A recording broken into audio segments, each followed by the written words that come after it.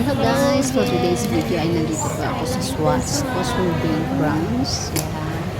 Kasi meron po ako nakita dito at napupusuan na matagal ko nang binalik-balikan pa baka in case na mag-sale siya. Pero hindi talaga siya nag-sale. Pero yun nga, since Pasko naman for the hard work, yan, iduluhan naman natin ang sarili natin. Yan. Tsaka bago maubos, sa pagkain yung pera na bigay sa akin ng boss. Ayan.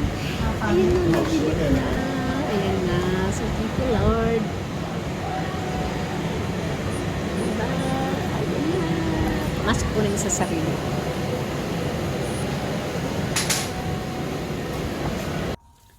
So, ayan guys. Sa mismong shop ng Swatch ko taga siya binili. Huwag na natin i-reveal yung presyo kasi baka maraming magtaas ng kilay. Okay? So, ito siya. Ilang araw ko ilang linggo itong binalik-balikan guys. Kasi, inaantay ko na baka sakaling bumaba ang presyo. Tapos, nagpatanong din ako sa anak ko. Sabi ko sa anak ko, kung magkano ang presyo niyan sa Pilipinas. Wala daw presyo. Kasi, pag dito sa website dito, sa Hong Kong, no, hindi ko ma-search doon sa Pilipinas. So, sabi niya, wala daw presyo doon sa website doon sa Pilipinas. So, ayan na. Yay! So thankful talaga dahil mabait yung mga amo ko. Marunong sila mag-appreciate ng pagod mo. So, buksan na natin. Yay! Kaya sana dito na ako, Lord. So, diba? So, ganito siya. Sobrang nipis. Sobrang nipis niya, guys. Tapos ito, ano siya metal. Metal siya in a rose gold color. Tapos, ayan nga, ayan. O, diba?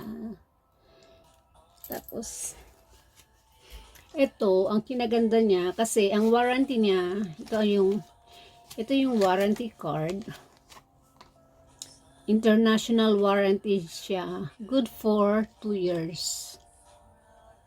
So, pwede halimbawa, pwede kong pagawa doon magkaroon ng problema, pwede ko siya ipagawa doon sa Pilipinas. Saka, pag sa kanila magpalagay ng battery, halimbawa, matapos na kasi usually 1 year and a half, 1 year to 1.5 year ang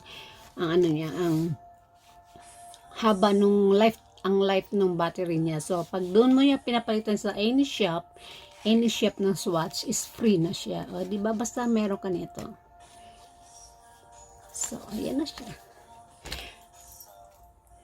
So, ito, ayokong tanggalin. So, happy talaga. Ayoko tanggalin sana itong seal na to.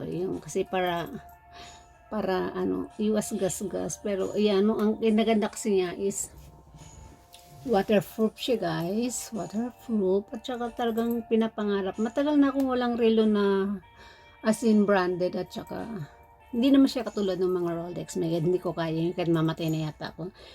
Basta ito lang unang kita ko lang sa kanya. Na-love at first sight talaga ako dito nung pumasok ako sa shop. So yeah, so happy. Diba?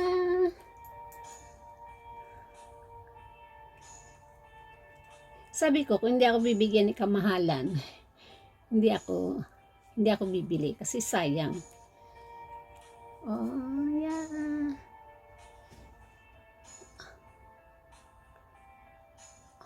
Kuha ba yung Thank you. So, thank you so much. Thank you, Lord.